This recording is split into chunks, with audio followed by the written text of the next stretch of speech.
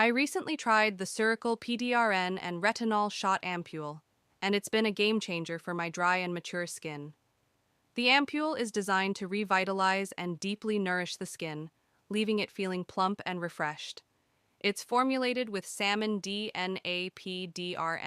which promotes skin regeneration, helps repair damaged areas, and improves firmness and elasticity for a more youthful appearance.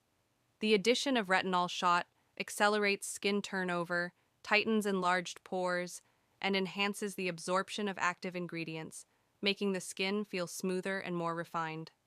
I also noticed that the Skin Boost complex in the formula helps activate skin cells and strengthens the skin's self-repairing ability.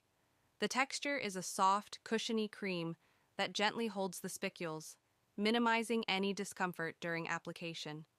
Using it is simple.